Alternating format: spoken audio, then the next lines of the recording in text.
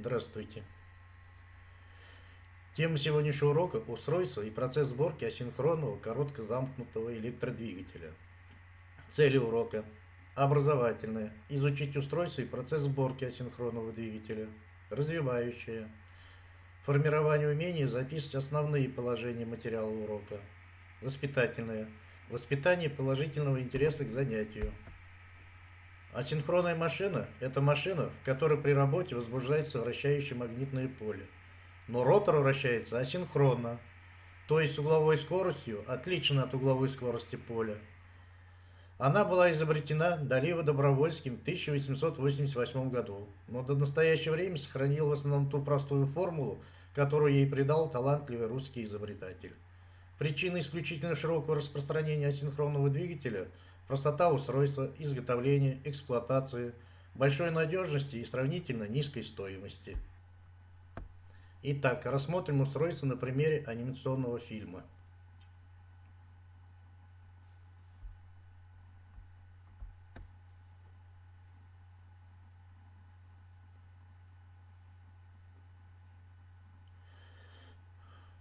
Асинхронный электродвигатель состоит из вала, на который прессовывается сердечник ротора, набранный из отдельных изолированных друг от друга листов электротехнической стали.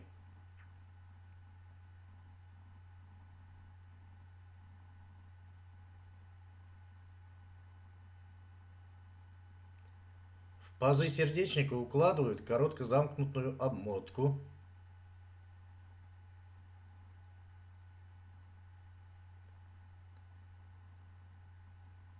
Внутренние крышки,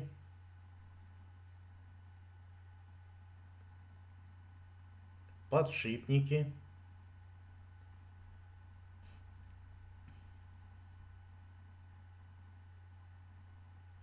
станина с ребрами охлаждения,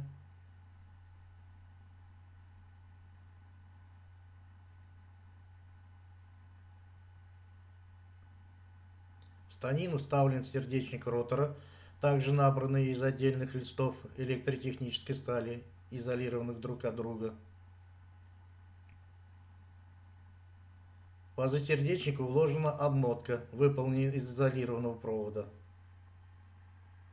Провода выводятся в коробку.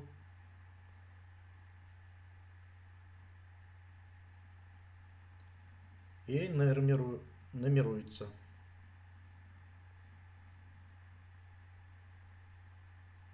Подшипниковые щиты, внешние крышки,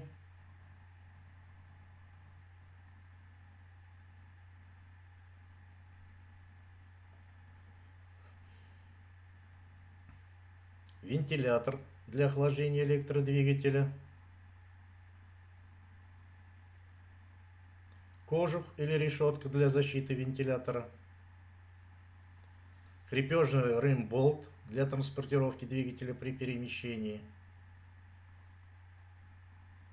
При подключении создается вращающее магнитное поле, и электродвигатель преобразует электрическую энергию в механическую. Далее просмотрим видеоролик процесса сборки асинхронного электродвигателя.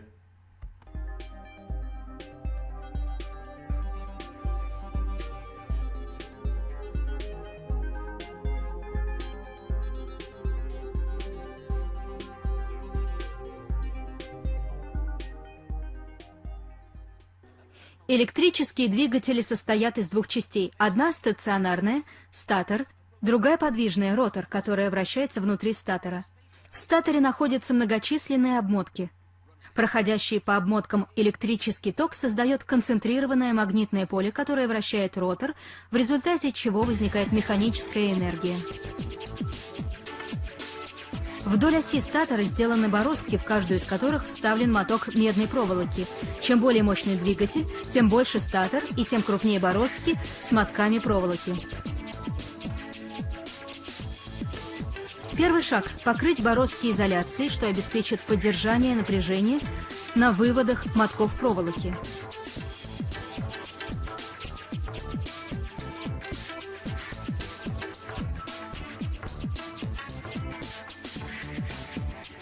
Мотки состоят из множества витков медной проволоки, намотанных на станке с программным управлением. Чем мощнее двигатель, тем больше витков в мотке. Данный станок рассчитан на намотку 13 мотков медной проволоки.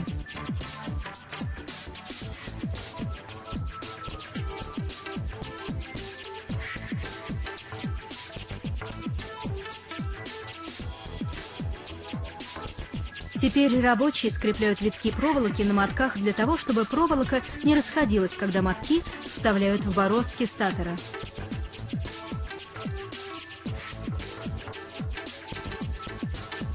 Рабочие накрывают каждый моток изоляцией из стекловолокна. Затем они изолируют стекловолоконными листами часть мотков, оставшихся за пределами бороздок. Далее они вставляют клинья из стекловолокна, чтобы заблокировать мотки внутри бороздок.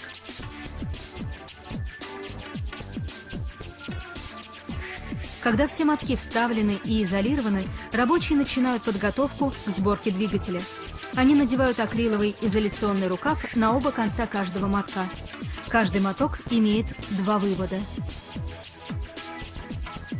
Затем они собирают эти изолированные провода в силовые кабели. Количество проводов в одном кабеле варьируется в зависимости от напряжения двигателя.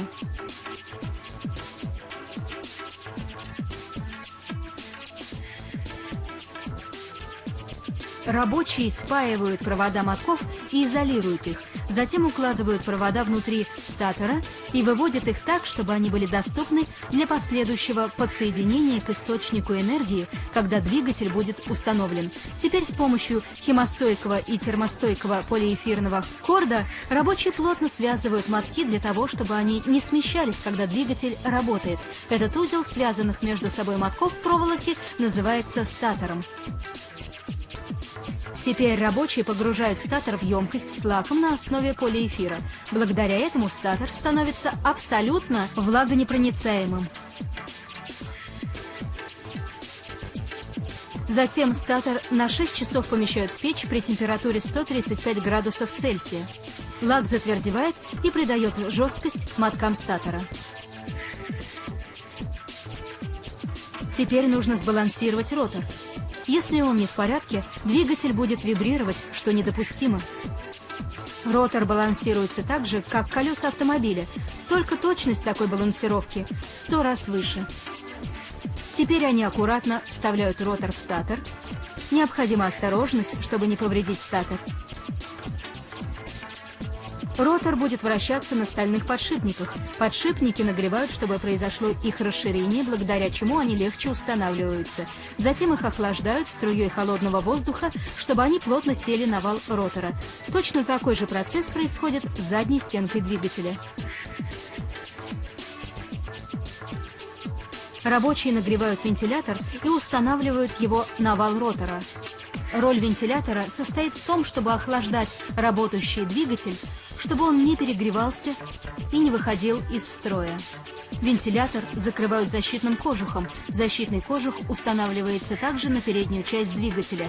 Далее готовый двигатель проходит ряд испытаний для того, чтобы оценить, помимо всего прочего, качество изоляции и его работоспособность в целом. Такие промышленные двигатели предназначены для использования на заводах на таком оборудовании, как ленточные конвейеры, насосы, вентиляторы и компрессоры. Без них мы бы пропали. Итак, мы ознакомились с устройством и процессом сборки асинхронного двигателя. Для закрепления материала вам заданы следующие вопросы. Первый. Что такое асинхронная машина? Второй. Устройство статора. Третий. Устройство короткозамкнутого ротора. И четвертый. Процесс сборки асинхронного двигателя. Домашнее задание.